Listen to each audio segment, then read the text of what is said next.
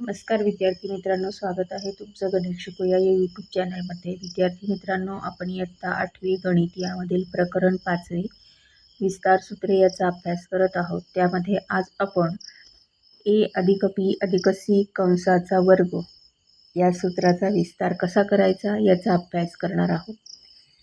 चला तर मग आजच्या व्हिडिओला आपण सुरुवात करूया। विद्यार्थी मित्रांनो, आपण याआधी कंसामध्ये जेव्हा दोन पदं असतील तेव्हा त्यांचा वर्ग किंवा घन कसा करायचा हे आपण अभ्यासलेलं आहे। तर आज आपण कंसामध्ये जर 3 पदं असतील तर त्यांचा वर्ग कसा करायचा हे शिकणार आहोत। आता इथे आपल्याला वर्ग म्हटल्यावरतीच हे लक्षात येते की त्या कंसाचा 2 वेळेला एकमेकांशी गुणाकार करायचा आहे, हे आपल्याला सहज लक्षात येते।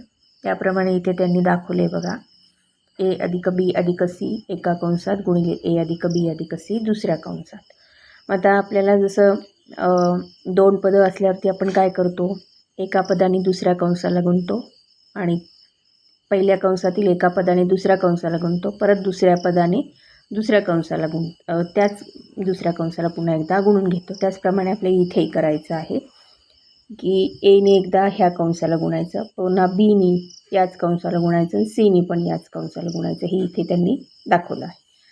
त्याप्रमाणे आपल्याला हे सगळा गुणाकार केल्यावरती उत्तर असं मिळतं, एचा वर्ग अधिक बीचा वर्ग अधिक सीचा वर्ग अधिक 2ab अधिक 2bc अधिक 2ac, म्हणजेच a अधिक b अधिक c कंसाचा विस्तार वर्ग किंवा त्याचा वर्ग काय येतो तर a वर्ग अधिक b वर्ग अधिक c वर्ग अधिक 2ab अधिक 2bc अधिक 2ac।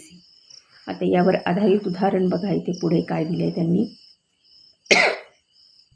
पहिलंच उदाहरण आहे p अधिक q अधिक 3 चा वर्ग करायला आपल्याला सांगितलेलं आहे। आता इथे आपल्याला काय करायचं आहे की जसं इथे सूत्रामध्ये c हे तिसरं पद दिले, तसं यामध्ये 3 हे अंक दिलेला आहे, अक्षर दिलेलं नाही आहे कुठलंही, त्याऐवजी अंक दिला आहे, त्यामुळे काहीच फरक पडत नाही। आपल्याला ह्या सूत्रानुसारच याचा वर्ग करायचा आहे आणि तो याप्रमाणे त्यांनी इथे आपल्याला करून दाखवलेलं आहे। त्याचं उत्तर येतं p अधिक q अधिक 3 या कंसाचा वर्ग बरोबर pचा वर्ग अधिक qचा वर्ग अधिक 2pq अधिक 6q अधिक 6p अधिक 9। आता या सूत्रानुसारच आपल्याला हे पुढचं उदाहरण सोडवायचं आहे आणि त्यांनी विचारलेलं की या रिकाम्या चौकटी तुम्ही भरा। हे अगदी सोपं उदाहरण आहे, तुम्हाला जमेल।